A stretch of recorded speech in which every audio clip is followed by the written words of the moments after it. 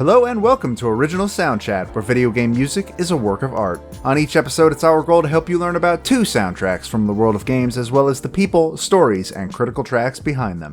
My name is Joe DeVader. And I'm Peter Spezia. We're brought to you by Anonymous Dinosaur and Rhymes with Asia. It's time to appreciate great OSTs and the games they come from without getting too bogged down in music theory. Joe, what are this week's games? Up first is yet another adventure with the pink puffball, this time getting the help of all his friends for a journey through space in 2000's Kirby 64, The Crystal Shards. Following that is 2015's Undertale, one creator's quest to subvert RPG expectations, as players talk to monsters, dodge bullet hell, and listen to one of the best soundtracks of the past decade. I think the theme for this week is making friends. Or, in the case of Undertale, you don't have to make friends. But that's a whole other thing. Joe, how are you doing this week? I'm doing pretty alright. I'm gonna give a separate suggestion for the theme, though, is cute exterior and dark interior. Ooh, I like that a little better. See, it can work on multiple levels, but that's a good one for this week. I know you have a specific reason for wanting to talk about this game this week, though. I do. At time of recording, my sister just got married. Yay! Congratulations to Grace. So I wanted to do a game that we both sort of bonded over as kids. There was one problem. I've already done 2 of those, being Donkey Kong and Ace Attorney. So this is the last one left. And it's a good one, I think, because, well, I'm going to save the embarrassing stories for near the end so that people have to listen all the way through. So, Kirby 64, The Crystal Shards. Let's talk about it, shall we? It was originally released for the Nintendo 64 on March 24th, 2000 in Japan, with a release in America in June of that same year, and then, as per usual, Europe got it a full year later in June of 2001. Oof. I got the game on a Christmas morning, I assume probably in 2000, could have been 2001, I don't fully remember. And immediately upon opening it, I sprinted down into our basement at the time, which is where the TV and the couch and the 64 were, and played as much as I could before I had to go get ready to go to my great-grandparents' house for lunch. And I loved it. I have very vivid memories of that exact morning. And I don't think I made it much past Popstar. I think I made it a little bit past Popstar. That's it. Well, that's always special when you can remember, not only memories on Christmas or Christmas morning, what have you, but like when they're tied to certain games, that makes it extra special. Yeah, I agree. The game itself entered development immediately after the release of Kirby's Dream Land 3 in 1997. And is considered the finale of the quote-unquote Dark Matter trilogy that was started in Kirby's Dream Land 2. So what is Kirby 64? When clouds of dark matter attack the planet Ripple Star, a young fairy named Ribbon attempts to escape with a sacred, giant, powerful crystal that her people have been guarding. She only very narrowly escapes, but the crystal is not so lucky, and it gets shattered into 1,000,000 pieces and spread out among the solar system. Ribbon herself lands on Popstar, which is where Dreamland is located, and is found by Kirby. Kirby, understanding that she needs help collecting the shards and returning to Ripplestar to free the planet, agrees to help her. And during that time, they also recruit 3 of Kirby's friends, being Waddle Dee, Adeline, an artist who was new in this game, as just like Ribbon. Ribbon is also new in this game. She does not appear in any other Kirby game. And King DDD, his former nemesis, current nemesis, Nemesis Man. Nemesis Penguin? Yeah, that. DDD's kind of like Bowser, in that, yeah, they fight a lot, but then they also go play, like, tennis, except they don't play tennis, they actually help save the world. Yeah, there's like a little goofy side to it in a way. Yeah. So, what makes Kirby 64 so special? Well, Kirby games kind of have this thing where they all like to have one thing that makes them unique from the rest. And for Kirby 64, that unique mechanic is the ability to combine 2 copy abilities to make a new one. For instance, Stone and Fire are their own regular abilities, but if you combine Stone and Fire, you get Volcano, which turns Kirby's head into a volcano that shoots out flaming rocks. You can also just combine 2 of the same power and get a super strong version of that power. My favorite of those is combining 2 needles will get you Swiss Army, which I guess is what the Kirby... I don't know if this is just what the Kirby fandom calls it or the official name, but everything I found called it Swiss Army Kirby, where he turns into... He loses his arms and legs and just juts out a bunch of pointy stuff like a bee stinger or a nail or a corkscrew, a pencil, cactus, all sorts of stuff. It's really weird looking, and I love it. But by far the most popular ability with kids, or at least with me, was a mix of Spark and Cutter, which gave Kirby a Darth Maul-style double-sided laser sword. See, now we just need to ask your sister what was her favorite combined Kirby ability. See, I don't think she'd remember for reasons, but she might. I don't know. But yeah, the double-sided laser sword, that's where most people go. I also remember there's, I think, Spark and Ice will turn you into a refrigerator that spits out food. Fire and Cutter will give Kirby a giant broadsword that's on fire. It's really, really fun. They're really, really cool little abilities. And this sort of came back in their latest release, Star Allies, but not really. It's like a really watered down version of it where you can like get a weapon style ability and you can add like a fire aspect to it or a lightning aspect to it. It's not the same, but that's the closest comparison I can think of for the rest of the series. So Kirby games, like at their most basic, like they're 2D platformers. You suck up enemies and take their powers, and in this case, it seems combine them. But for this game being on Nintendo 64, most franchises were trying to explore the third dimension, whether it was Mario 64 or Zelda Ocarina of Time or many other franchises like this. As far as I understand, and maybe you can elaborate, like Kirby didn't really explore the third dimension all that much. It just made the game better. And like you took the stronger power of the console and allowed it to do more things. Yes, Kirby 64 is still a side-scroller, but it is a 2.5D side-scroller. Okay. So it plays with the camera a little bit, but Kirby is locked to a rail, basically, that he can't go on the Z axis, if that makes sense. Yes. Mm-hmm. So he's still stuck going forward or backwards in no other direction. But it's all 3D models and all that stuff. So that kind of thing. So yeah, that's kind of interesting to think about, is that is back in an era where most companies were saying you make a 3D game or you don't make a game. And Kirby, I guess, just sort of didn't really have that stipulation. They made a Kirby game. Yeah, and you could have easily made a 3D Kirby game, or you could at least envision one being made, but like, it goes back to Masahiro Sakurai, our Lord and Savior in the game industry, kind of creating a vision, and like they haven't strayed from that too much because it just works. I don't think there's ever been a 3D Kirby game outside of Air Ride is the closest Kirby's ever come. Yeah, like it's a totally different genre at that point. Yeah, it's kind of weird, but yeah, now that I think about it. So throughout the game, throughout Kirby 64, Kirby and crew make their way through 6 planets. Popstar, which is where Dreamland is located. Rockstar, which is that's where Red Dead Redemption is made. Sorry, I had to make that joke. It's a terrible joke. I know. Just pretend it was funny. Just need like the mic power up in there and like with the twang in the background. Aquastar, which is a tropical planet.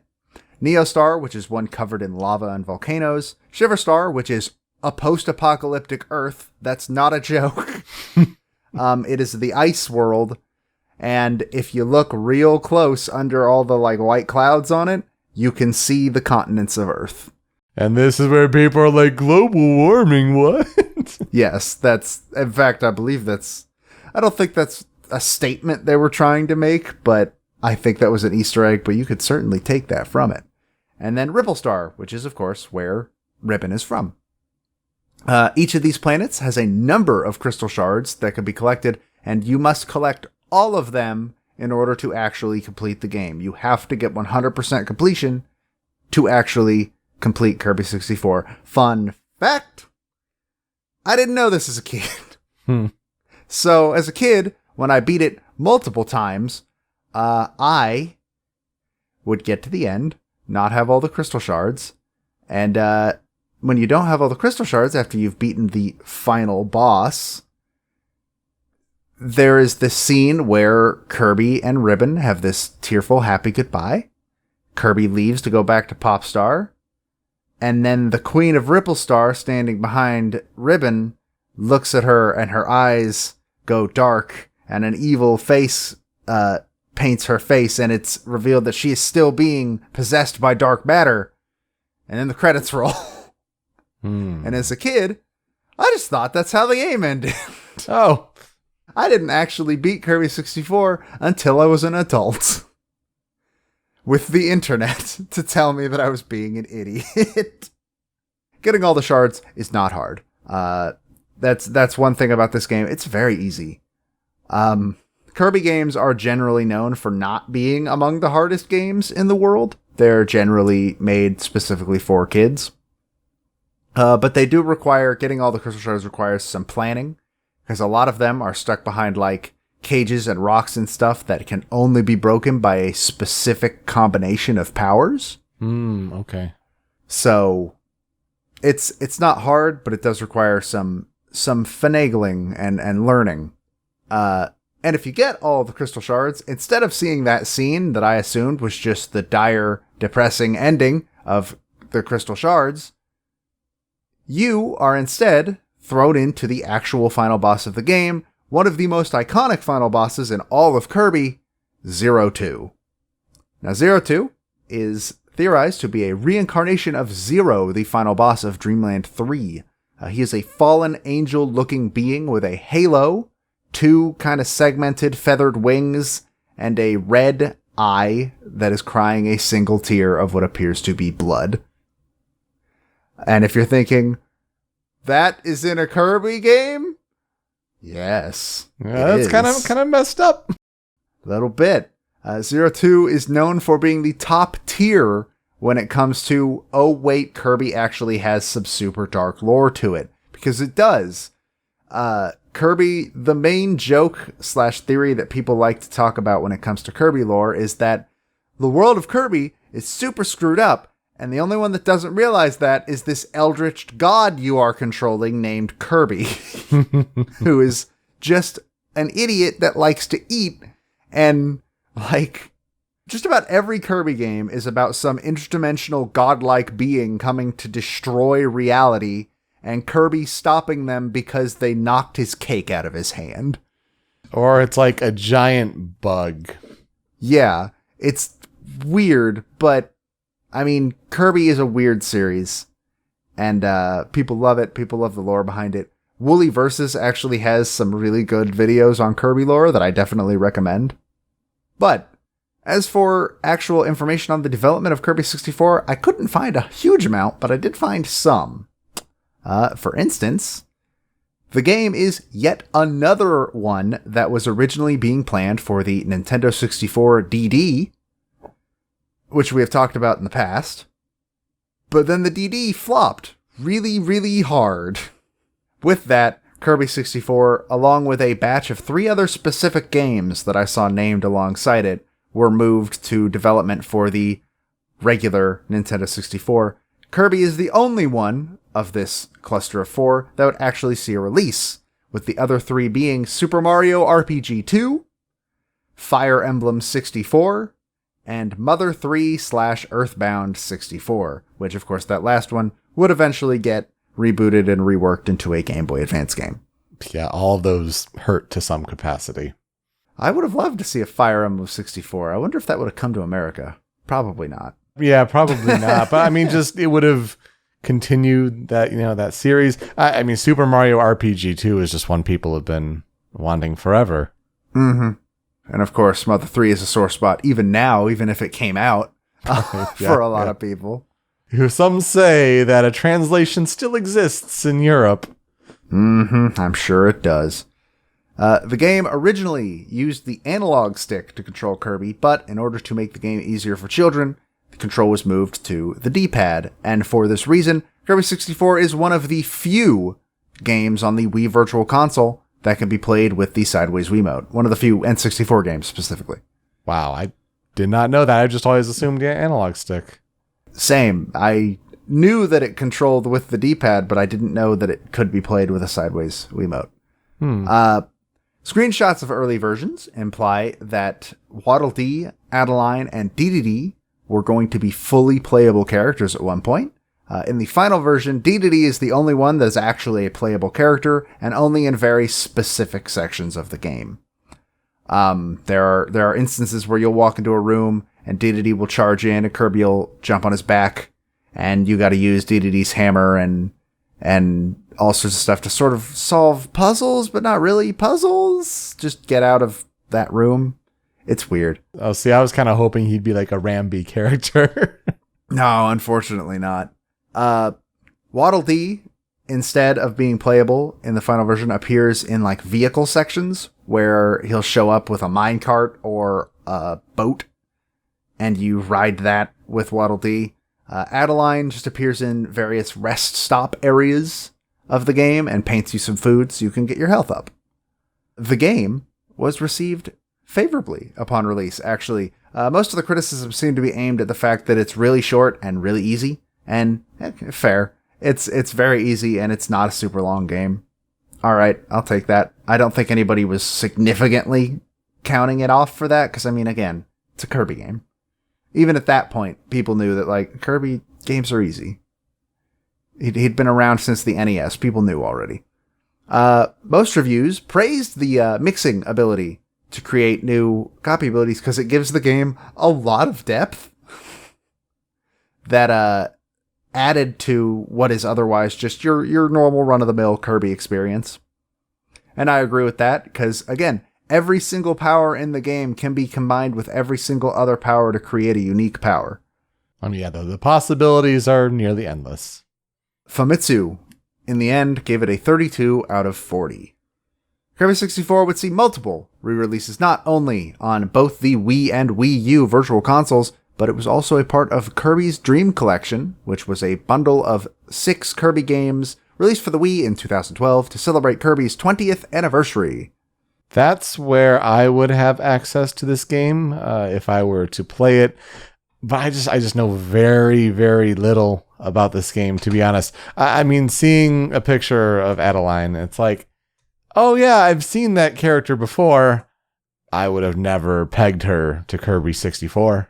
It's just one of the Kirby games that, there have been so many in like the DS and the 3DS, and even on Wii U, like there have been so many, and it's a series that keeps getting iterations that from someone who did not play this game as a child, I feel like this game kind of gets lost to time. So in a way, I'm really glad you're talking about it today. A little bit, because people don't talk about this game as much as they talk about sort of the portable Kirbys for the most part. And this is my personal favorite Kirby game, and that's blasphemy to some Kirby fans, I'm sure. They're like, Superstar is the greatest. You can't mess with Superstar. I mean, it's been a very, very long time since I played Superstar, and I'm going to have to play it for Smash Bros. Eventually. I'm also going to have to replay this game, which I'm the most psyched for. Probably of any game on the entire list, I'm most psyched to replay Kirby 64. But this game has a lot of nostalgia for me, and it's one of the few 64 games that still perfectly holds up today, which, by being a side-scrolling platformer still, probably helps. A bit harder to mess that up in 2000. But yeah, it's a very, very good game. And while Waddle Dee and King Dedede remained big parts of the Kirby franchise after this, because, I mean, they were already big parts of the Kirby franchise, Adeline and Ribbon just sort of disappeared. They didn't show up in another Kirby game for a very long time. Adeline became a central character in the fan-made Brawl in the Family comic, which is probably where a lot of people know her from. Mm-hmm. But yeah, they just didn't show up in games until last year, when Adeline and Ribbon, a duo character of those two, were added as playable characters in Kirby Star Allies alongside literally every other Kirby character that's ever existed. Yeah. And when I played with my roommate Ben and my friend Kyle, they got really mad at me because I refused to play as anyone else. I wanted to play as my girls. They haven't been in a game in so long. I missed them. And that is all the information on the development of Kirby 64 that I've got. So let's talk about the person who is responsible for the music of the game. Jun Ishikawa. Mm-hmm. He was born in Chiba, Japan in 1964. He joined HAL Laboratories in 1990. He regularly works alongside Hirokazu Ando, who is another composer famous for his work on the Kirby franchise. And that's all I could find. Japan strikes once again in the lack of public information out there. Yeah, Jun Ishikawa, like, all you really need to think of is Kirby. Like, he's been on so many Kirby projects. When we talked about Kirby's Epic Yarn previously, we were talking about Tomoya Tomita, who mostly did the work on that Wii game. But then, HAL came in to assist in the last months of the game, and it was Jun Ishikawa, it was Hirokazu Ando, and it was these people from HAL coming in to assist, and that's where you get like the greens, the butter building sort of, conversions over to help fill out like the final world for that game. So yeah, it's not a surprise. I mean, he's been all over all sorts of Kirby games. Yeah. And also Hirokazu Ando, we'll probably try to talk about him at some point. He had the same issue from the little I looked into it. He had just as little information. In fact, even less. When it said his birthplace, it just said he was born in Japan, which I could have figured that out on my own. Got it. So, as for discography, Ishikawa did the music for Adventures of Lolo 3, and nearly the entire Kirby franchise, which the games that he is credited for doing music for in Kirby are Dreamland, Adventure, Superstar, Dreamland 3, Star Stacker, Crystal Shards, Nightmare in Dreamland, Air Ride, Canvas Curse, Squeak Squad, Superstar Ultra, Epic Yarn, Return to Dreamland, Triple Deluxe, Planet Robobot, and Star Allies. I mean, yeah, it's a whole lot of them. Yeah, so he's one of the Kirby dudes. He also did a game called Alkahest, which I have never heard of. But I found it really interesting. It is a SNES game made by HAL, but published by Squaresoft. Which, that's odd. He also did a game called Arcana, which I kept seeing people mention when people were talking about Ishikawa himself. It is apparently a card-based dungeon crawler for the Super Nintendo that, again, I've never heard of, but is apparently some of his best work. And he is also currently the composer for the Box Boy series, which just had a release, I think, last month. Yeah, that makes a lot of sense, actually. Yeah, so he still does a lot of work on non-Kirby stuff now. It's just mostly Box Boy. Which, have you seen how many games are in that series? There are more games than I thought. I thought it was just the two. No, this new one was the third one with Box Boy and Box Girl. Yeah, I almost expected them to make like a trilogy pack or something on Switch, or at least make them all available on Switch. But no, it's one of those games where it's like, you really should play it because it's apparently really well designed. But I just haven't gotten around to it. I'm just waiting for my roommate to buy Box Boy and Box Girl so we can just do co-op. I couldn't find really anything about the actual soundtrack of the game, but I am able to point out that music from Kirby 64 does appear in various places throughout the Kirby franchise, such as in Nightmare in Dreamland, shows up in Epic Yarn, Rainbow Curse, and Star Allies, some of which the songs in Star Allies are completely unedited from how they appear in Kirby 64, which you can imagine how that went over when that happened while we were playing. I started freaking out. But I found one other really fun, interesting thing about this, and that is this is the first Kirby game to feature Makiko Omoto as the voice of Kirby. But it is not the first game to feature her as the voice of Kirby, because she also voices Kirby in Super Smash Bros., which had released just 1 year prior to Kirby 64. Aha, that's very interesting. And in fact, Kirby 64 was also beaten to the punch in having the first 3D model of Kirby by Super Smash Bros. Ding. Fun facts. Other Nintendo characters that Omoto voices include Ness. She's the Japanese voice of Lyn from Fire Emblem, starting with Brawl, because that was the first speaking role that Lyn has ever had. And she apparently still voices Lyn in Fire Emblem Heroes. So just doing those weird grunts in Brawl really paid off. Just got her apart forever, I guess. She's the Japanese voice of Veridi in Kid Icarus Uprising. And she also provides some of the voice options for the Mii fighters in Super Smash Bros. Ultimate.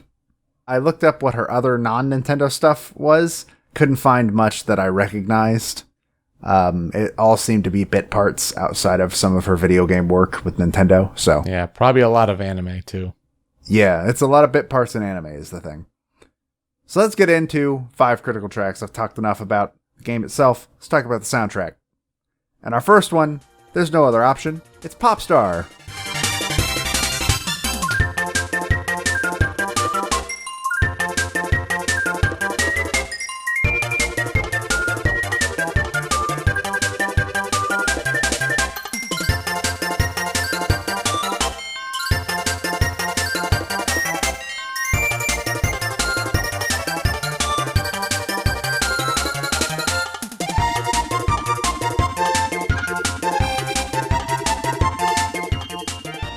Okay, I know very little about this game.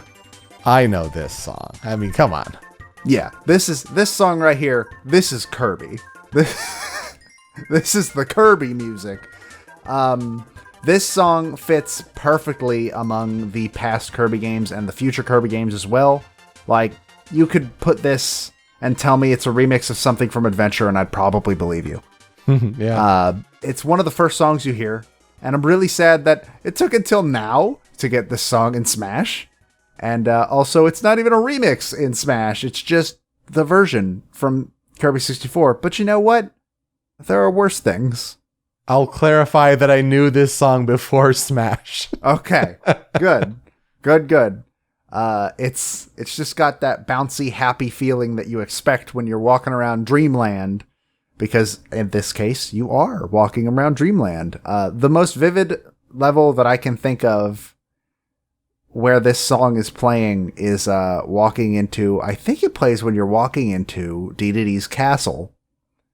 To go be like, hey, yo, Dedede, you got some of these crystal shards? We need them. Of course he does.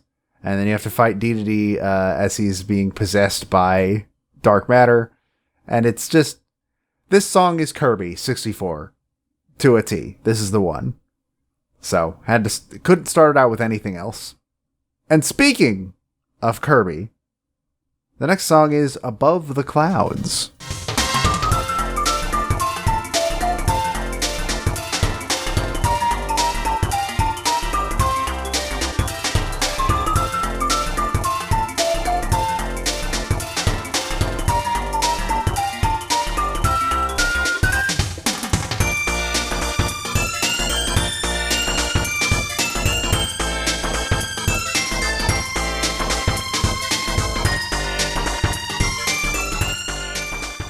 Behold, the best rendition of butter building there has yet been. Okay, maybe not the best, but this is my personal favorite rendition of butter building that has been in any Kirby game. It sure is a butter building. It's so good. And I want to say this is like the only one that's a remix of a past Kirby game. But I mean, it's butter building. You gotta put butter building in. It's one of the most popular, iconic songs in Kirby. Like, I think Gourmet Race and Green Greens are probably the only ones that trump it. Yeah, and it's interesting when looking up like the details for this song in particular. I think Jun Ishikawa happens to compose all of the songs that we're mentioning here, but Hirokazu Ando did a lot of the songs on this soundtrack. And I think he's like technically credited with this song because like there may have been, like, I think he may have done the original Butter Building. That sounds about right. But it's like Jun Ishikawa doing the arrangement, at least on this one, like putting his stamp on it. And so like, and then future versions of this song in future Kirby games are credited to Jun Ishikawa. So like, there's a weird controversy. We're going to put it as Jun Ishikawa in the credits here in the video version, at least. But I guess there's a weird sort of issue with the credits on this song in particular because it's Butter Building. Weird. But no, I love this version of the song. Unlike the original, which, because it was 8-bit, it's sort of more of a brisk walk in the original.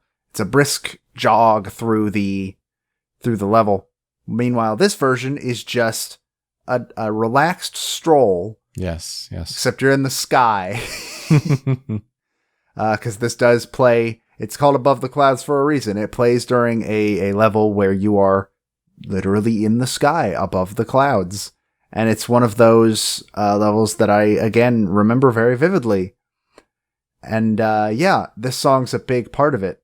This was actually my first time hearing Butter Building ever. This game, this version of it, which might be the reason why I love it so much. But this really good remix of Butter Building. And then these other versions, you're like, why is it so fast? Why is it so fast? Why is it not as good?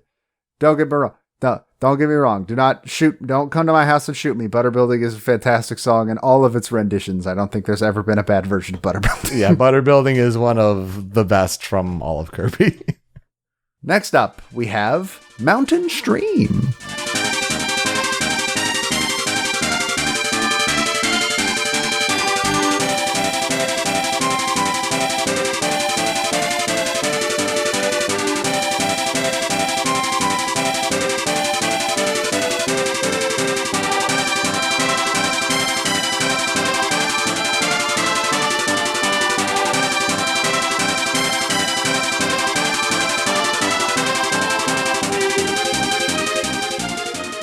I like this song because, for me, it brings back memories again of another level where you get in a boat with Waddle Dee and go down this river, and that's it. I really, really like this song. Like, the background pan flutes really, really make it. I think the MIDI violin and all that really help. The driving snares in the background. And again, this is just some nice, happy Kirby goodness. It's a good time. You're playing Kirby. You gotta have a good time. You gotta be happy. Gotta be having fun. Anyways, let's get to the less fun songs. Let's talk about our fourth track, Miracle Matter.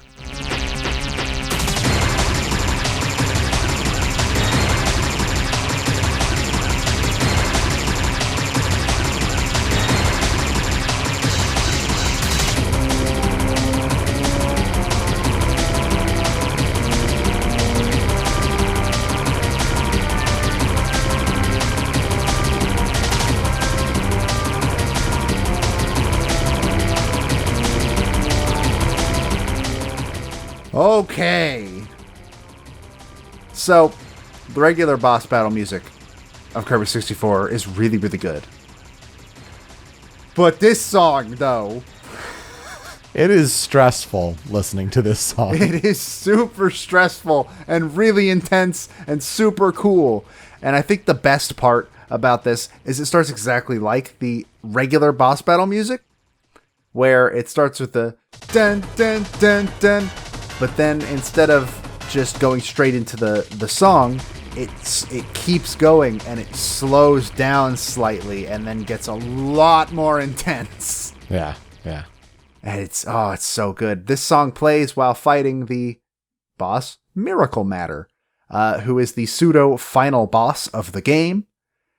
He is a weird being that looks like a die, and he can transform into a form that represents every single element in the game, every copy ability, and he can only be hurt by that element when he is in that form. So like if he turns into the Cutter version, he can only be hurt by Cutter. Does he spit out enemies that give you Cutter? So he spits out projectiles that Kirby can breathe in and then spit out at him, and that counts because he doesn't stay in those forms for very long. He stays in them long enough to do one cycle of an attack, and then he goes back to his regular form, and then he goes to another form. And every time you quote unquote defeat one of his forms, he stops using that one. And the boss ends when you've defeated all of his forms. He's a really cool boss fight. Very hard one though. So it does sound like it could have been a believable final boss to younger you. Yes, because it's got its own unique music. He's got his own unique gimmick. He's by far one of the harder bosses in the game. So yeah, I don't fully blame myself as a kid for not knowing that he wasn't the real final boss and that wasn't the real ending.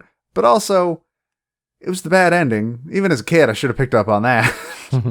But no, this song is one of the reasons why I remember Miracle Matter so clearly. I barely remember most of the other bosses in this game. I know the first one is Wispy Woods, because it's always Wispy Woods. Always. I remember a robot on Shiver Star and some lava monster on Neo Star. I don't even remember what Rockstar has. But this one I remember very clearly. Our last track. Possibly the most well-known track out of Kirby 64. 0-2 Battle.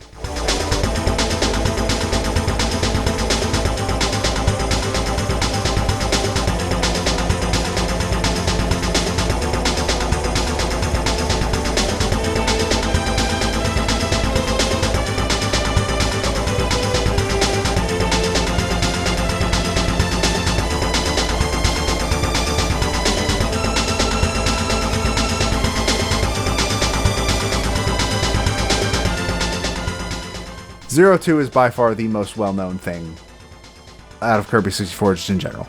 Yeah, this one I did know, of course, from being added to Brawl. Mm-hmm. This did get, for a long while, this was the only Kirby 64 song in Brawl. Which is not a bad choice, all things considered. Not that it fit with literally any of the Kirby stages, but hey, we got the song in general. I'm not going to complain about that. It is one of the best final boss themes in Kirby. I would say that the only one that trumps it in terms of being iconic and well-known is probably the original King Dedede theme. Because that one's just unbeatable. You can't beat that. Yeah. But this one's just a whole different ball game from that at the same time. It's dramatic. It's kind of creepy. It's kind of sad. And overall, it's really intense, actually. And it's got this like MIDI choir singing behind the entire thing, which adds to the impact just a ton. And it's all the same MIDI instruments that you've heard throughout the entire game, but with this entire new tone or attitude that you haven't heard up to this point.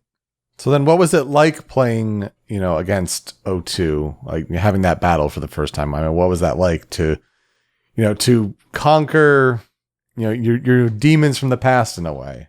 See, it's been a really long time since even that, because I want to say I was 20 something, maybe 19 when I actually finally went and did it. But at the same time, like, it's a really cool boss fight. It's different. It's a shooting level, basically. Yeah, because he's in the background, right? Like the Z-axis. Yeah. Mm-hmm. And you're shooting crystal shards into his eye, and then into his weird cactus butt. It's strange. It's a strange boss fight, but it's a really cool boss fight. And my first time hearing this music was also in Brawl.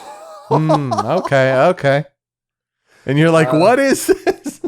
Well, yeah, I didn't know what it was. And then when I looked up, like, what is 0-2 Battle? I was like, oh, there was a final boss at Kirby 64 I just didn't know about.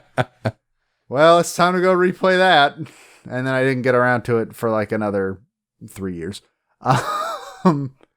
But yeah, I'm really glad it's in Smash. I'm not actually a huge fan of the remix in Smash, and there's one specific reason, and it's the random clip of a guy going, ah! Like, that plays constantly throughout the song, and I don't understand why that's in there. It's really weird and takes me out of it. I prefer the original version so much more. But also, like, the Brawl version's pretty alright. Yeah. So, cutting room floor time. I provided some examples for you to be like, these might be good cutting room floor ones, because you, as you've stated, you don't have any experience with this game or its soundtrack. But you managed to pick one out. Yeah, and that certainly helped. I mean, I heard different songs. I just kind of clicked around throughout the OST and just heard different songs here and there. Some I liked okay, some I wasn't too keen on because, yeah, I mean, the N64 was a bit of a rough time in transition. I mean, yeah, you're opening up to more sounds, but the fidelity of those sounds still isn't the best. Of the ones you recommended, though, I really took a shine to Neo Star.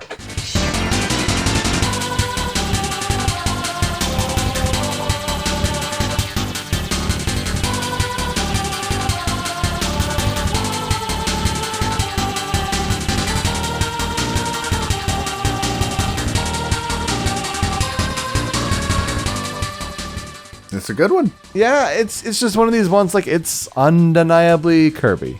And it's one of those, like, yeah, I like it. It really caught my ear. Certainly more than other songs on the soundtrack.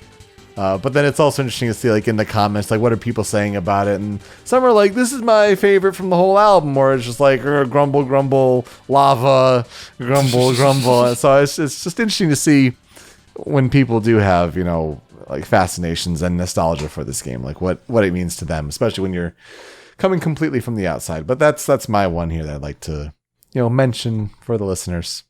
I believe that is the one that shows up completely unaltered in Star Allies. Oh, okay. I'm pretty sure it's Neo Star. I had a big old smile on my face when that showed up.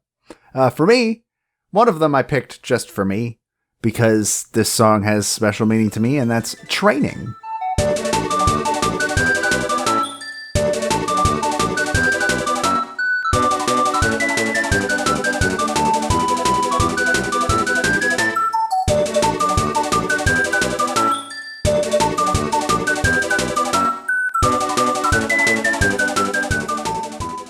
This is basically one of the first songs you hear in the entire game, which is just a video teaching you how to play.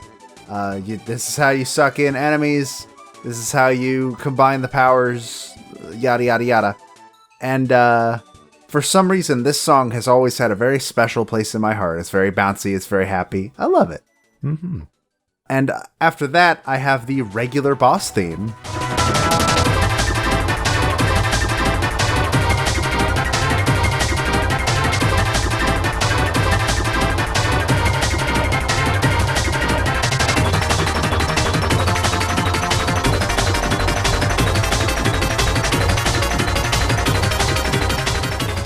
I mean, I gotta mention it anyways. It is apparently a remix of the boss theme from Kirby's Dream Land 3. And I think it's probably one of the more well-known Kirby boss themes in the series. Just generic when it comes to generic boss themes. I love this song. It's good. It's really catchy, for sure. But Miracle Matter's better.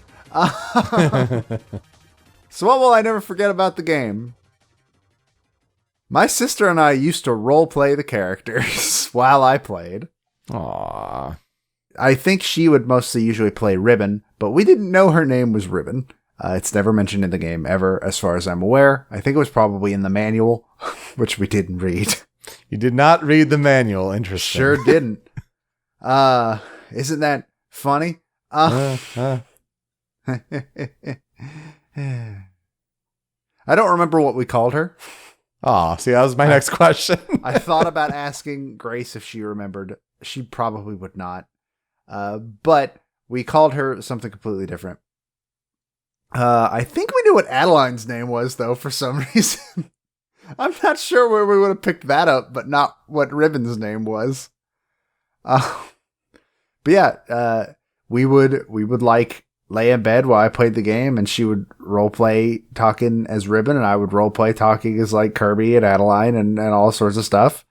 And we did that with other games too. I think we did that with Donkey Kong 64 at one point. We had a roleplay. This is the stupidest one. We had a roleplay where the main character of one of the main characters of our favorite cartoon at the time went to live with the Kong family from Donkey Kong, being Jade from Jackie Chan Adventure. Yes! Yes! I would watch the crap out of that. And we did all sorts of dumb stuff with that. It was a lot of fun. We'd both probably be she'll be super embarrassed that I'm bringing it up in a public forum, but I have zero shame and can't be stopped, and she's in a foreign country at time of recording, so she can't stop me. But yeah, so when it came to trying to find a game that had significance to me and my sister when it came to the week after her wedding, I had to go with Kirby 64. And that's what I will always remember about the game, is how stupid and weird a kid I was. And my sister was too. Oh, that's super cute. Thank you so much for sharing. And of course, congrats again to Grace. I mean, that's wonderful to hear, and glad to hear that everything went smoothly and great honeymoon and everything. I've been making her super mad when she changed her status on Facebook to married groom's name, who I'm not going to say. I commented, "Wait, when?" She got extremely mad at me. That happened? No, it's really cool to hear about like a game that means a lot, not only to you, but to her as well, so the both of you. I mean, yeah, sibling relationships are an important thing. And yeah, maybe one of these days I'll talk about a game that means a lot to me and my brother. So, well, I've run out of ones that mean a lot to my siblings. So the ball's in your court now. All right, I guess it is.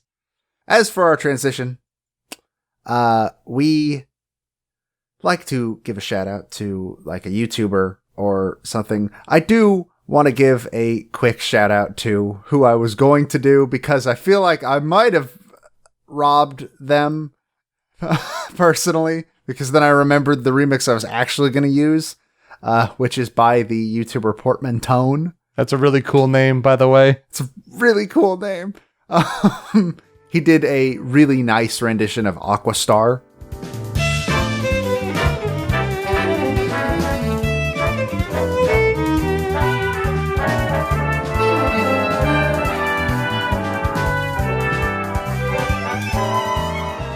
So I did want to go ahead and give a shout out to that at least, but my actual transition is going to be a remix from OC Remix that I found years ago that is still one of my favorite OC remixes just in general.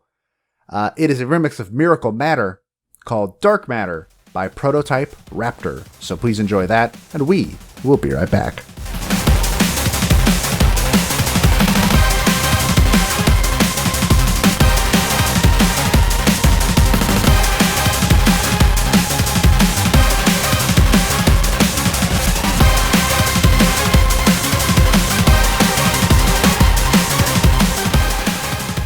All right, from cute on the outside to dark on the inside to making friends, what have you, I feel like a fitting pair of a game this week would be Undertale. Undertale was released on September 15th, 2015 for PC and Mac. PlayStation 4 and Vita got versions on August 15th, 2017.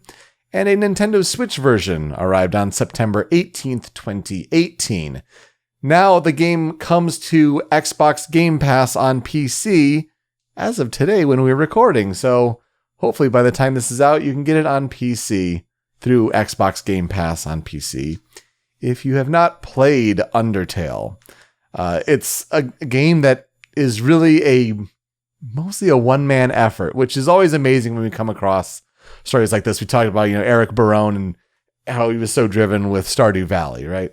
But Toby Fox is the driving force behind Undertale, where he published the game, He wrote it. He composed the music.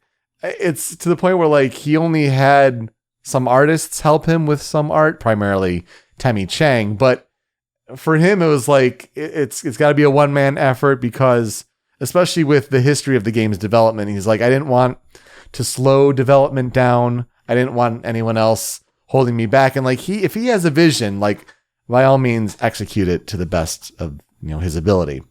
So like that's always interesting when we talk about big one-man efforts like that.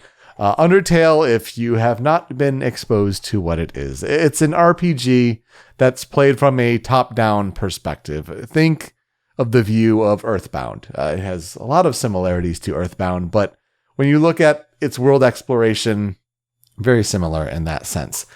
The turn-based battles with wild enemies and bosses, of course, they take place, but these monsters can be defeated through usual attacking means, or you can show mercy and spare them by having conversations with them, find out what makes them tick, and sort of spare them in that sense. The enemies on their turn will use bullet hell-like attacks. So players move a heart icon that represents the player on the screen to dodge that onslaught of attacks. And the kill and spare option, of course, when it's in battle, ends up having drastic consequences on the story's sprawling narrative. That story, in a sense, being that after a war erupted between humans and monsters, the victorious humans sealed the monsters' underground in the underground, which is a subsurface location that's protected by an imperfect magic barrier. The unnamed protagonist, which you do get to name, who's a human child and doesn't really have a specified gender, the protagonist discovers the only entrance to the underground at Mount Ebott and falls into that hole that has that entrance there. So it's essentially a journey to return back to the surface, where the protagonist is encountering the monsters that live in the underground that are pivotal to maintaining life in the underground. And so, of course, the player then must choose wisely how to interact with them. Toby Fox says, when we're talking about like what's the main theme of the story, he says in an interview, quote, I guess you could say the theme is determination, but you could also say it's hang out with monsters and try not to cry. Which, yeah, that sounds about right. Joe, what is your experience with Undertale? I have played Undertale. I played through the neutral path and then watched the scenes that I didn't get on the others. From a gameplay perspective, Undertale is really not for me. And it's not that I think the game is bad. I don't. I think it's great. It's just it's not for me. Yeah, I feel the same way, actually. I did not get as far as you did. I've tried a couple times, and I am just terrible at bullet hell. I struggle so much. So I think I only got as far as like Snowden Town, which is so early in the game.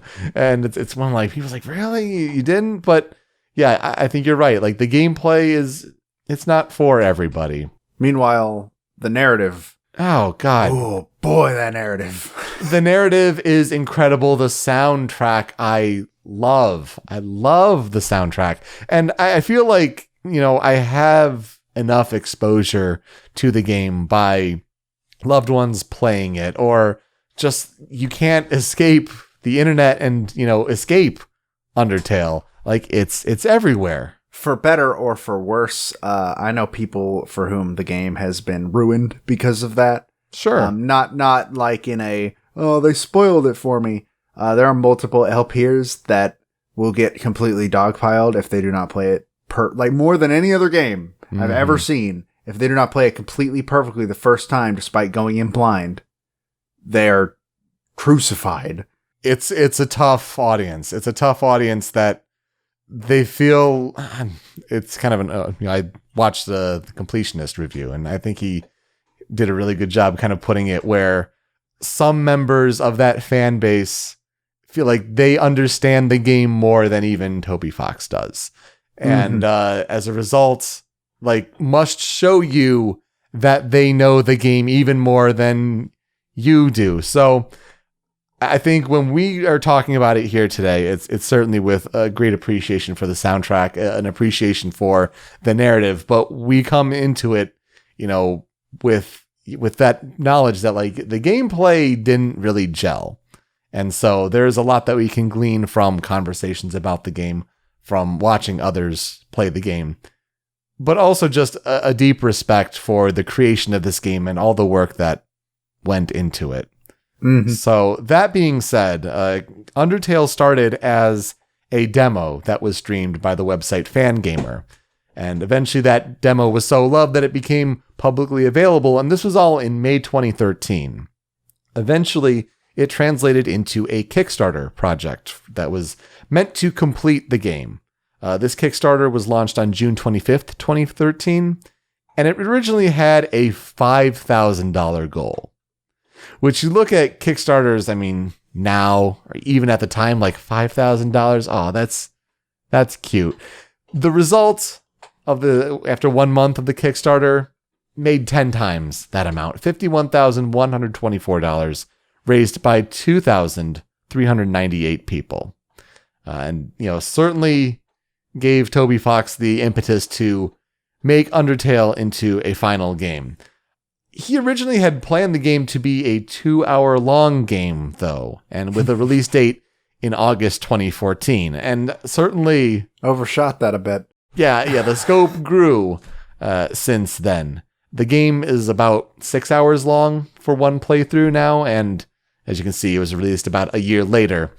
But yeah, it was this big passion project for Toby Fox, created in Game Maker Studio, which, it was easy to make it on PC, but it was Game Maker Studio, the engine itself, that was not really compatible for consoles at the time. And it was only as future iterations of the engine grew in compatibility, that's why the game took a while to port to PS4, to Nintendo Switch.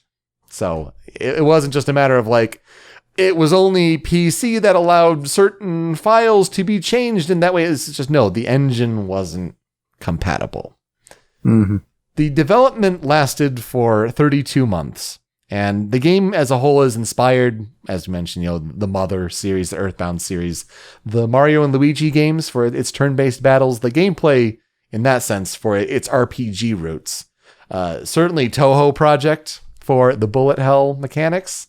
And then different interviews or references cited the TV series Mr. Bean, as well as, quote, dumb Twitter jokes for its writing and comedy. That checks out.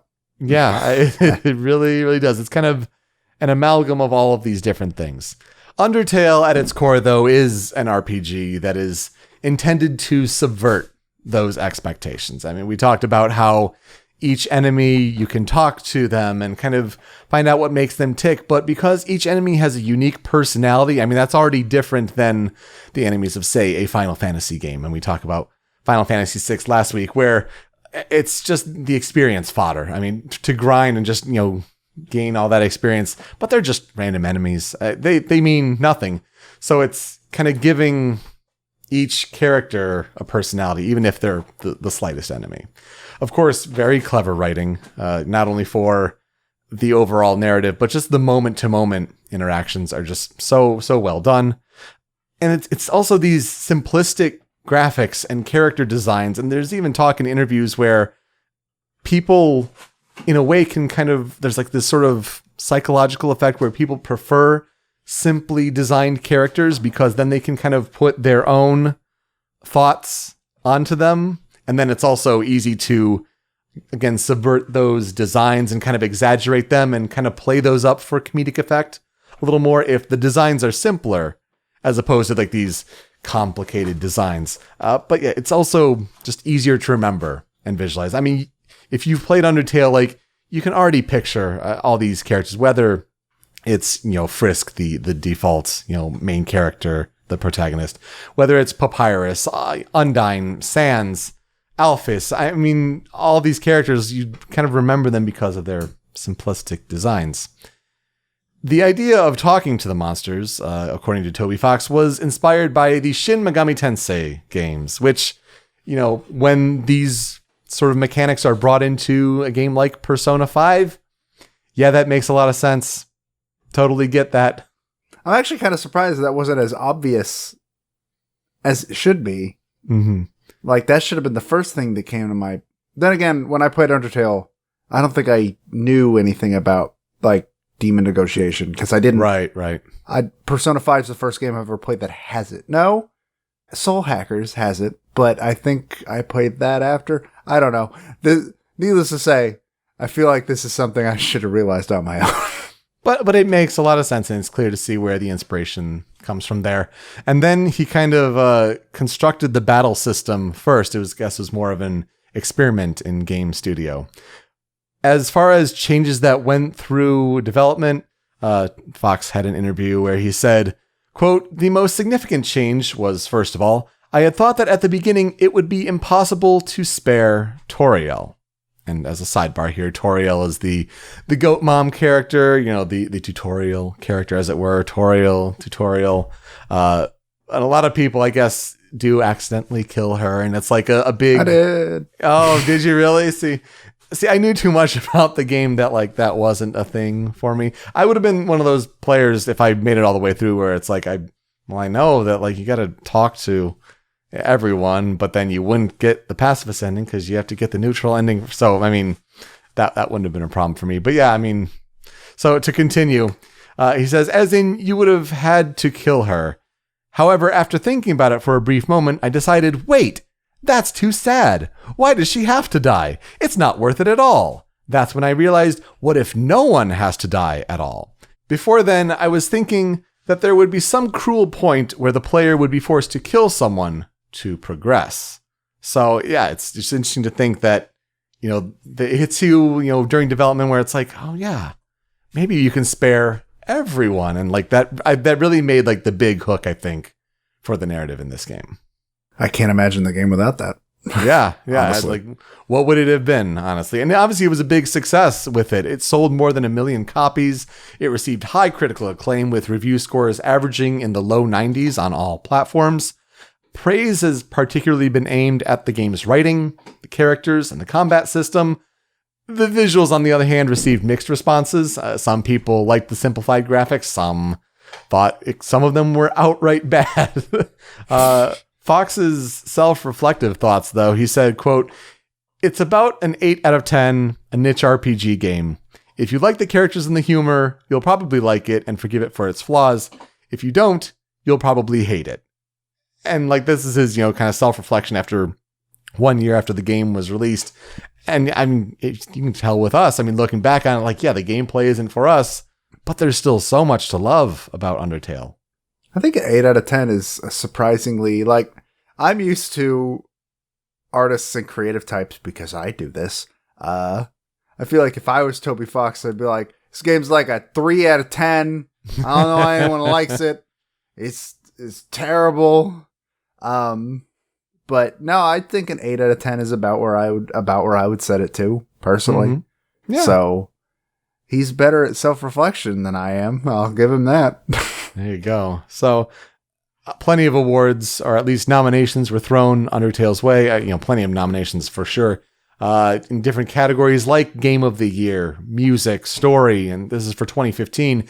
It was nominated at the Game Awards for that year for Best Independent Game, Games for Change, and Best RPG. Now you're wondering, why didn't it win any of those? Well, that was a pretty tough year when Rocket League won Best Independent Game, when Life is Strange won Games for Change, and The Witcher 3 Wild Hunt won Best RPG. 2015 was a good year for games, and those are some pretty tough categories it was placed in, but it did win the infamous Best Game Ever poll that GameFAQs held in late 2015, right at the sweet spot of when everyone would have been playing Undertale. Certainly an infamous poll in that website's history. I vaguely remember that. We don't like to talk about it that much. Toby Fox was initially afraid of the level of popularity that Undertale had gained. He said, quote, "At times, I wished I had a way to quell the attention. I felt a strange powerlessness and guilt for feeling stressed when the success of the game should be something I'm nothing but ecstatic about. Ultimately, he's, of course, very thankful for all of the good that the game has done for those who played it, although he says he looks forward to playing, quote, a game that surpasses it that some kid who played Undertale will create. And he says that may happen in about 10 years' time or so. So for some reason, that reminds me of, there's a video of Sonic Fox currently making the rounds. He's, if you do not know who Sonic Fox is, he is a big fighting game player. Probably one of the best fighting game players currently alive. Yeah. He took Dragon Ball Fighters at EVO a couple years ago in one of the coolest, grand finals I've ever watched in my life. He won Best Esports Player at the Game Awards last year, I think. Yes, that sounds right. And he's just a really cool dude. And at one point, very recently, he won first place at a tournament, and he gave his medal to a little kid. I think the kid was 6, maybe 5 years old. And he gave him the medal. He was like, all right, so here's what you're going to do. You're going to take that medal. This is for you. In 10 years, beat me up. And the kid put up his fist. Is like, yeah, just like that. Beat me up. It is a really cute video going around. Yeah. I love it when there's big people like this. They're like, I'm just waiting for the next generation to just come and take me down a notch. Mm-hmm. Yeah, it's certainly great to see. As we mentioned, Undertale leaves a legacy of a very vocal fan base online, for better or for worse. It can be toxic at times, but they do make great things. And so, you get the good, you get the bad in that sense. There are merchandise opportunities galore that really capture how the characters in this game just really represented the zeitgeist online at the time. You can't get away from these characters if you are, fluent in, online interaction. Of course, there are rumors popping up recently for Super Smash Bros. Ultimate that Frisk will be a DLC fighter. I don't think that'll be the case at all, but... See, I've heard Sans, and I believe that even less. Yeah, right. Certainly. But it shows that, the fan base likes to perpetuate these kind of things. But Toby Fox's story is certainly not over. He is currently hard at work on Deltarune, which is Undertale mixing up its letters, if you think about it. It's his next game project that he says is not the world of Undertale, but it's intended for people who have completed Undertale. Deltarune launched its first episode for free because it's going to be broken up in different chapters. Launched the first episode for free on October 31st, 2018. The next episode release and its cost still have yet to be announced, likely because a team is very likely being formed to help kind of capture the scope of Deltarune. He said that it took him several years to even come up with the first episode of that. So to help move the project along, maybe he'll have to rely on other people here. So who is Toby Fox? Toby Fox was born on October 11th, 1991.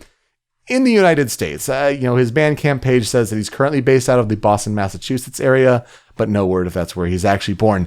Dude's a youngin'. Born October 1991. Just a year older than I am.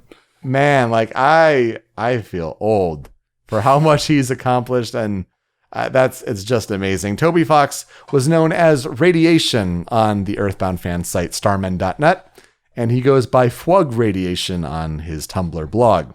Just a quick shout out to starmen.net. They're the ones getting me through Earthbound on Smash Your Pieces right now. You guys do good work. Your walkthrough's really good. Yay, starmen.net. Yeah, they've been around for a very long time. Toby Fox says, quote, I was practically raised on the Super Nintendo. Like how people are occasionally raised by wolves. It was nothing but me and Mario out there in the wild, howling at the moon. Naked. Completely naked. If you want a gist of what the writing is like in Undertale, it's that level of humor. It's really good. Oh, I love it. Toby Fox is a self-taught musician. Whenever we bring that up, it's always super impressive, and especially when it's a soundtrack like Undertale, even more so. He was inspired by Chrono Trigger's soundtrack. It's a good one to be inspired by. When he was in high school in particular, he wanted to recreate songs on the piano, after being really inspired by Chrono Trigger's soundtrack. He eventually ended up composing his own music in his senior year in high school for the webcomic Homestuck. So that's kind of where he got his start composing. As far as game development experience, that kind of started around age 10 when he and his brothers downloaded RPG Maker and they were tinkering around with that. He's notable as far as like his first development projects. He made some Earthbound ROM hacks on its own. So like the Earthbound love was clearly there from the start. As he moved on to college, he studied environmental science at Northeastern University. Great university to go to. And I compared Toby Fox a lot, and I don't know how many others do, but I think he's not unlike Yoko Taro. And like that, they're geniuses, but they would rather not have their face be famous if they can help it. So they instead represent themselves in an avatar format with one of their creations. For Yoko Taro, that would be Emil, that head with the eyes and the big grin. And for Toby Fox, he finds his avatar to be the annoying dog in Undertale. That little fluffy, yappy, white dog. So that's why. Yeah. For Yoko Taro, I think it's just because he's a weirdo. I don't think Toby Fox is a weirdo. Let's put it out there.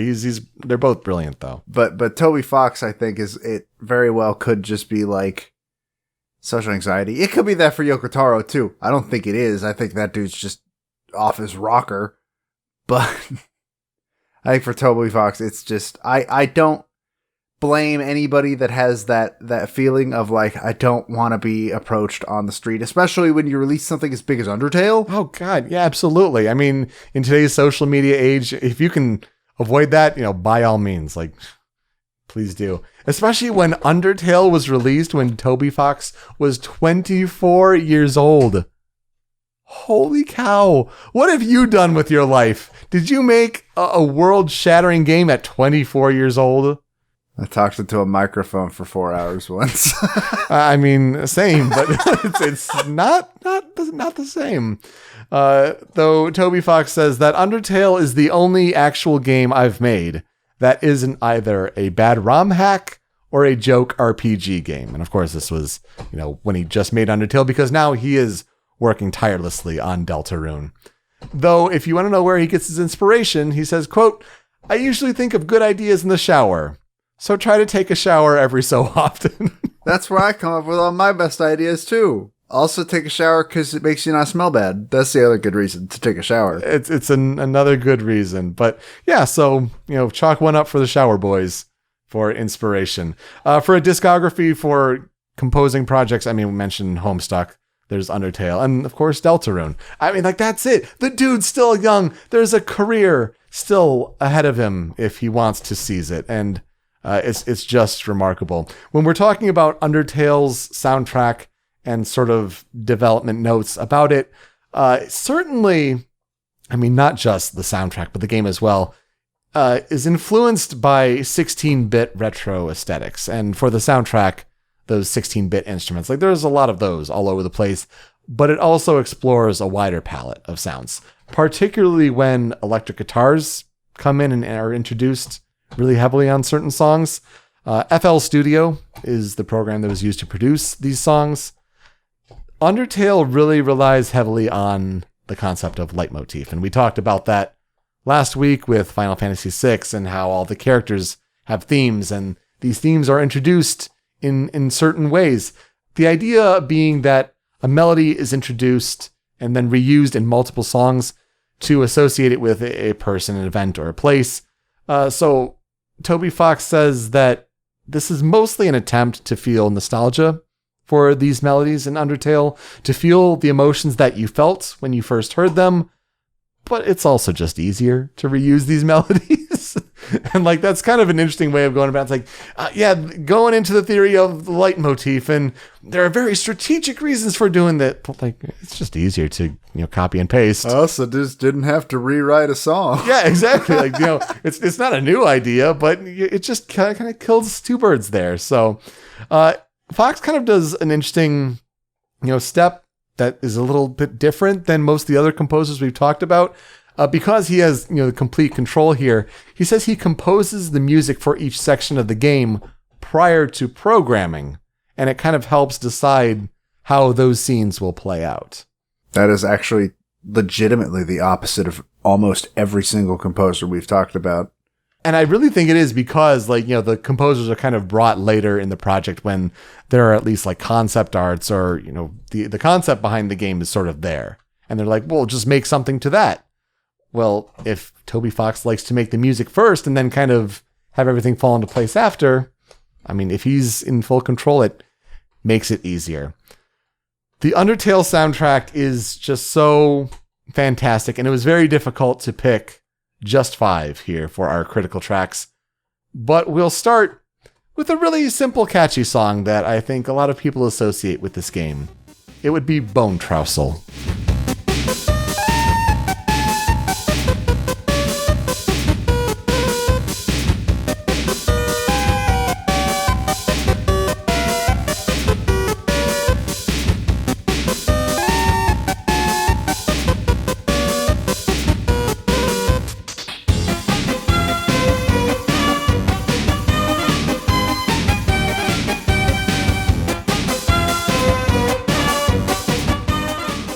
So this is particularly known for the battle against Papyrus in Snowdin. And I'm going to mention the different leitmotifs that this game uses kind of in these different tracks. The Undertale Wikia, part of the fandom sort of umbrella, has a leitmotif page. I would recommend checking that out if you want to see these different named leitmotifs, these different named melodies that are used in different locations. And people are still discovering things to this day, but when the fan community kind of gets together. So for example, not surprisingly, Bone Trousel uses the Papyrus leitmotif. This is just a song that really gets you bouncing. It's this really short song, but it's just really memorable early in the game. And it's one of those songs that will be an earworm because it loops pretty quickly. But yeah, it's one that you just naturally associate with Papyrus, and it's so insanely catchy. Yeah, and just Papyrus and Sans, these characters named for fonts. Their speech is typed out in those fonts. I mean, just the clever meta commentary there is so good. But yeah, I mean, this is a song that, you hear this and it's like, well, that's clearly Undertale. What other game could it possibly be from? The next song on the Critical 5, I'm going to go with Death by Glamour.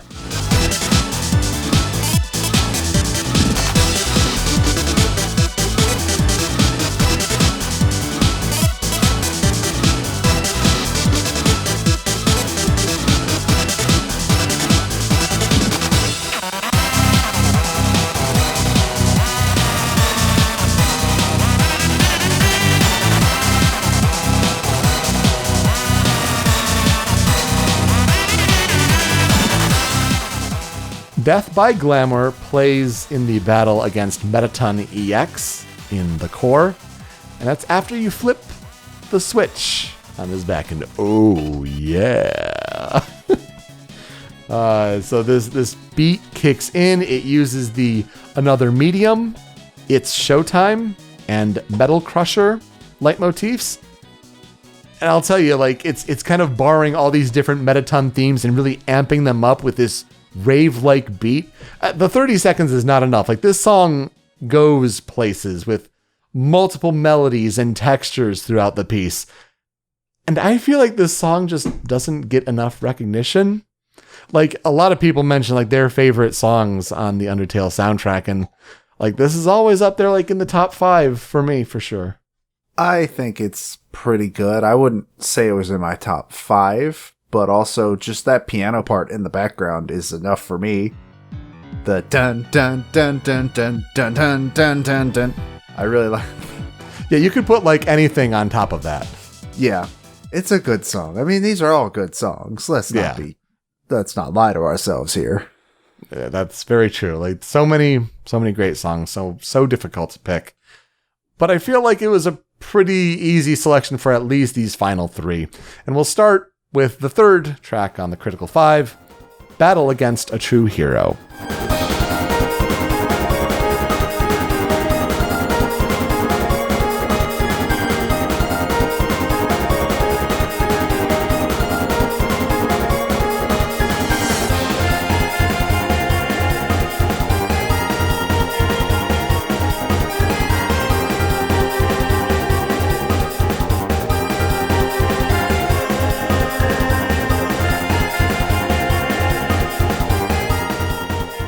So we've kind of danced around it in our discussion so far, but you kind of have the neutral run in your first playthrough of Undertale, and then you have the option of sparing everyone. You also have the option of killing everyone. It's the true pacifist and the genocide run. In the genocide run, you have this battle against Undyne, where Undyne, she turns into this undying form, like the Undyne, the Undying. It takes place in Waterfall, uses the Ruins leitmotif in this song.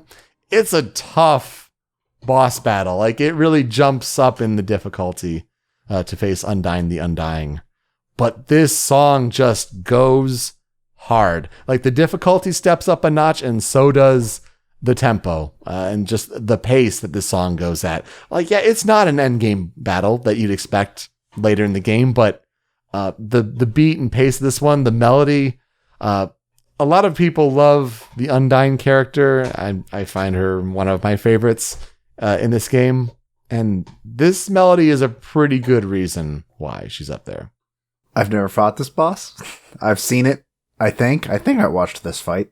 It has the panels that you have to go around and like stop attacks, and then they'll do like 180s. You have to like move the panel around the box there to stop it. It's tricky. I'm going to sound like a broken record when I say this. It's the piano part of this song that gets me. Especially the intro. That intro is, like, it starts out kind of quiet and kind of calm, but not really. And then it hits a point where it's like, nah, we fight now. Yeah, it kicks and it goes. Like, it's a runaway train at that point. It's such a cool song, and I really, really love it. Had to be here for me, at least. Number 4... we're getting into endgame stuff here. Hopes and Dreams.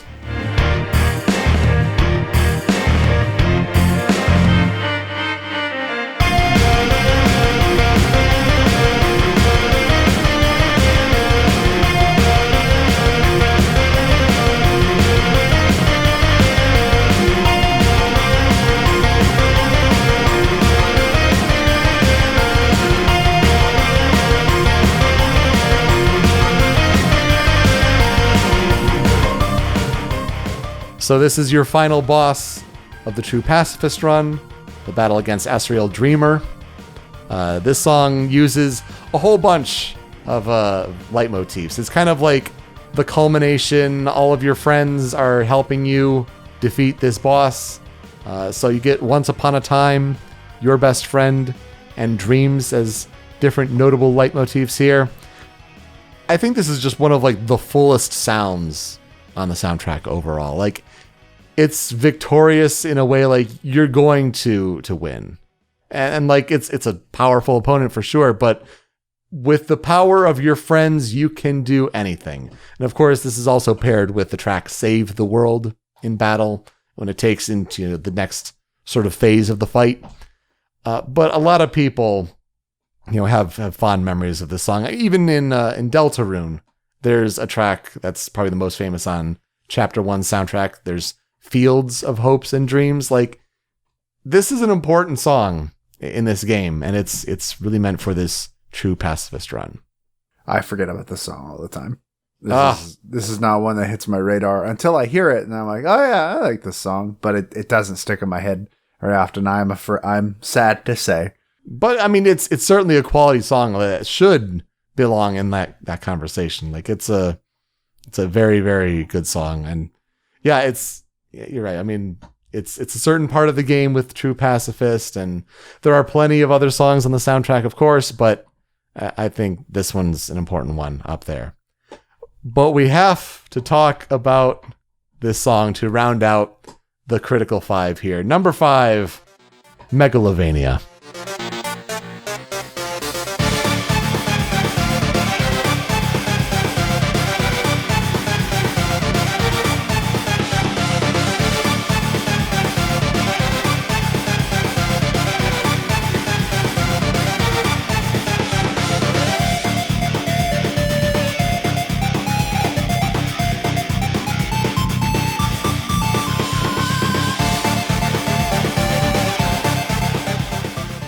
I mean, how could we not?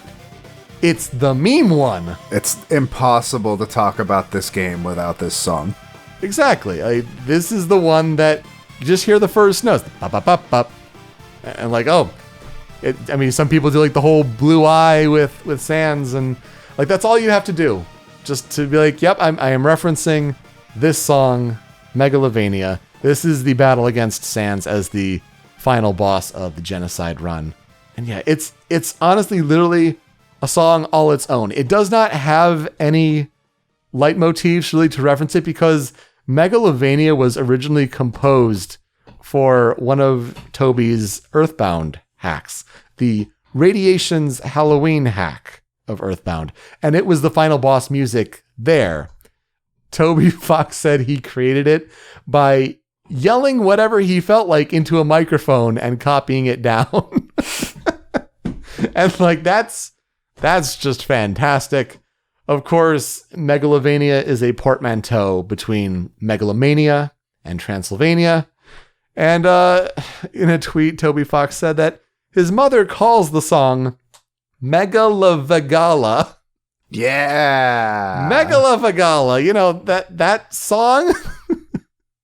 So again, like it's a song that has to be here, whether it's people, trying to fight Sans for the first time. I could never ever could I touch even remotely the Sans boss fight. Oh, me neither.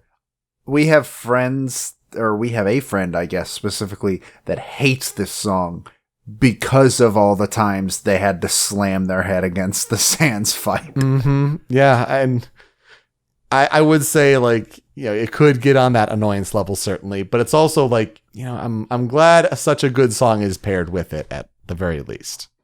So Joe, you have a couple tracks on the cutting room floor. Hit me with them. I have one. It's Dog Song.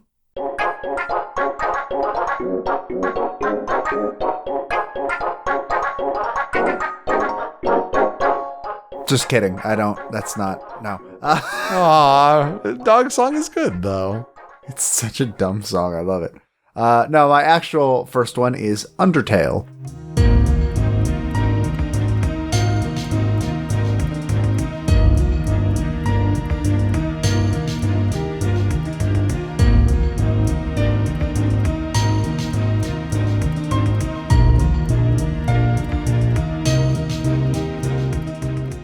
I think this is among one of my favorite emotional pieces in games in general. It's definitely up there.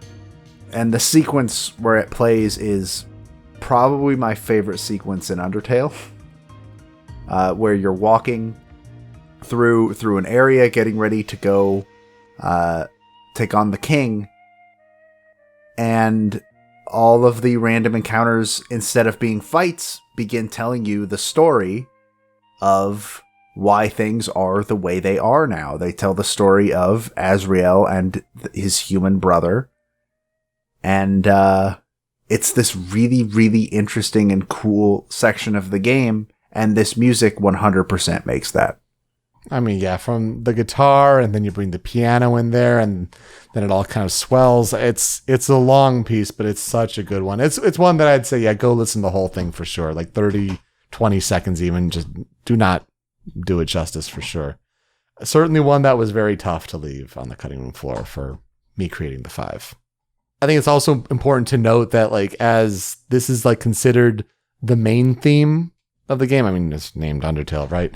It was apparently one of the only tracks to go through like multiple versions. I guess there were like 3 other versions that really had this, name before it. But like ultimately it's decided on this one. I think it's really good. It uses the Once Upon a Time and Azrael leitmotifs, and yeah, that makes total sense with where it's placed in the game. After that, my other cutting room floor song is Asgore, which is the song that plays when you fight Asgore, the king of the monster world.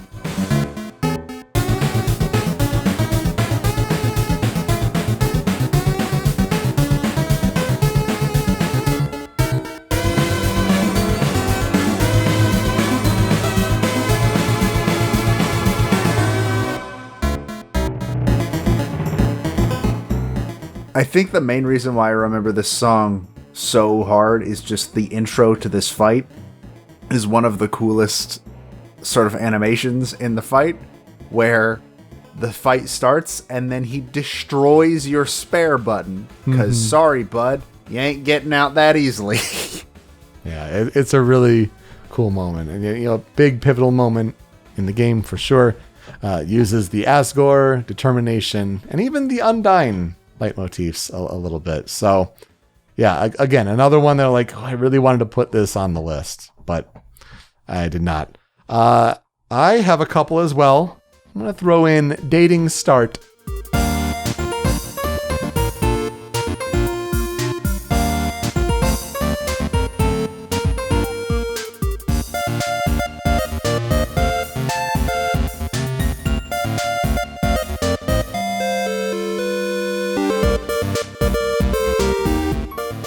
And yeah, you can have dates with Papyrus and Undyne and Alphys.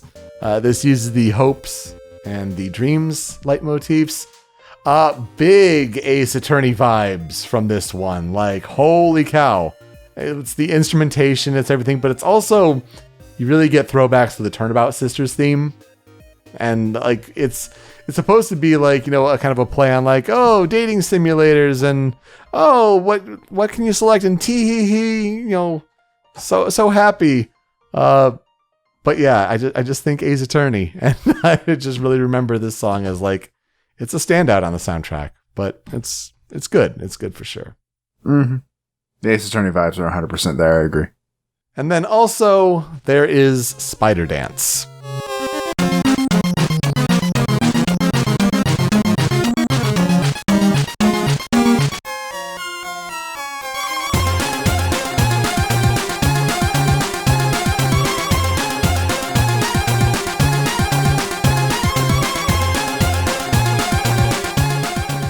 This takes place when you battle Muffet in Waterfall.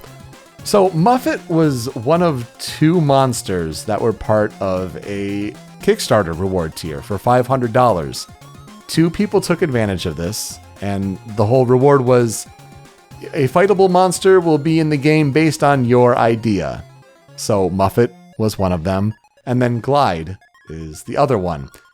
The only reward above that was a $1,000 backer reward for your fan troll character will be canon in Undertale, and this ended up being the character of So Sorry. So, just some interesting trivia there. This song uses the Ghost Fight leitmotif, and I just think of the Titus Dance song on YouTube.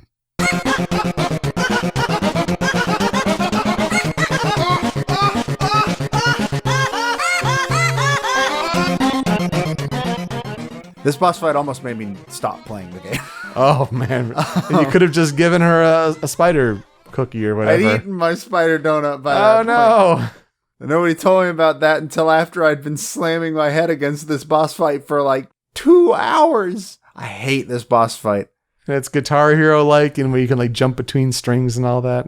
It's. But I like the song at least. So what will I never forget about this game? For someone who played so little, it really is the soundtrack.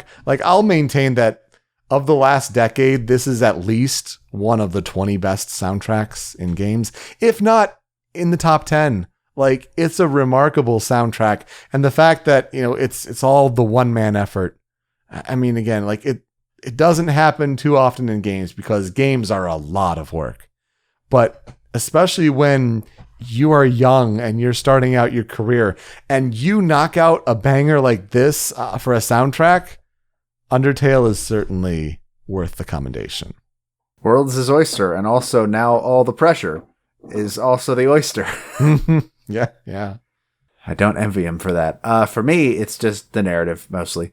Just different narrative beats. Accidentally killing Toriel. I'm sorry. Sorry, Goat Mom.